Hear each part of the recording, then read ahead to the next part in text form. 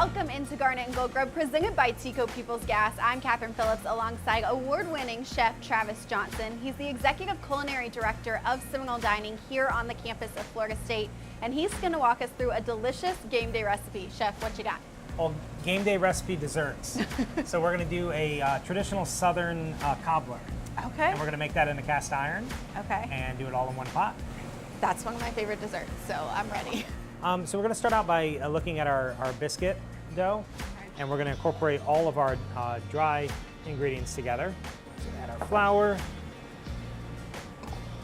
sugar, because we want it to be sweet, a bit of cinnamon, pinch of salt, our baking powder,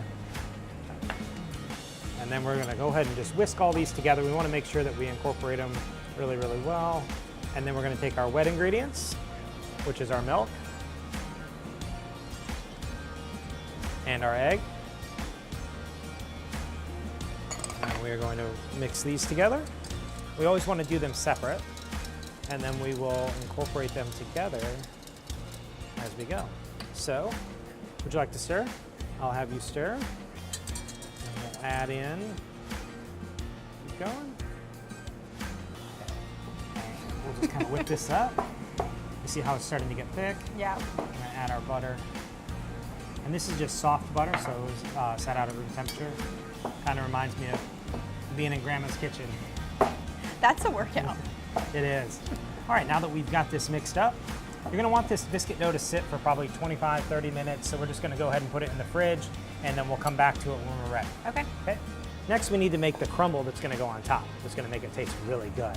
We're going to add our butter, our brown sugar, our flour, and we'll mix that together. And you want it to be clumpy, and you'll see why when we get to the end. So this is where we're going to get our stove on. Today we're using medium cast iron, and right now I have a medium to high heat. Okay. And I'm going to go ahead and add my blueberries. So those are going into the skillet. And you're also using natural gas, so what's the benefit of that? The benefit of natural gas, especially for making cobblers like this, is I can really control the heat. So I've got it turned up pretty high right now because I want to start to cook these blueberries. And we're going to add some cornstarch here in a moment and some citrus. And we need that temperature to be up at 140 degrees so that cornstarch starts to work and you ended up with that nice, thick, more of that cobbler base that you like. And so with the gas, I can control the temperature. Like right now, I'm going to turn it up to get it nice and hot. And you can start to see the berries cook.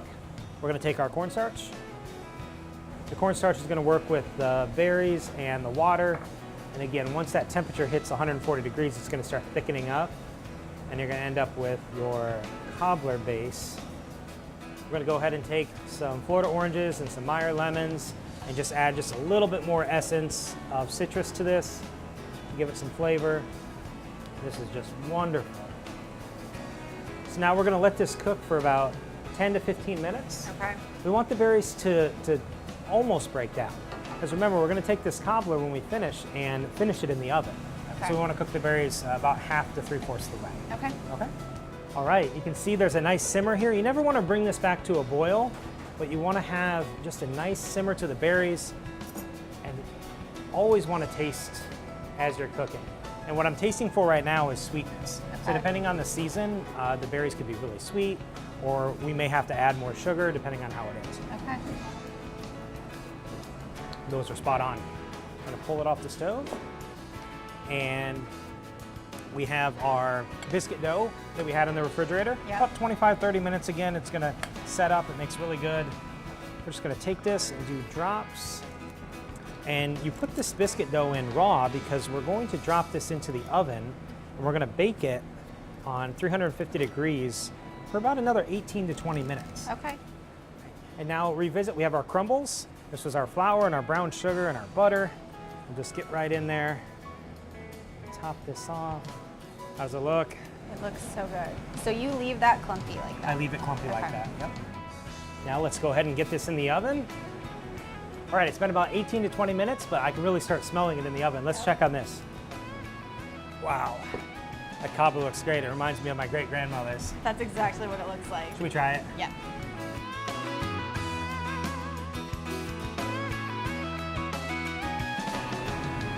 think the only thing that would make that better is some vanilla ice cream. I was about to say.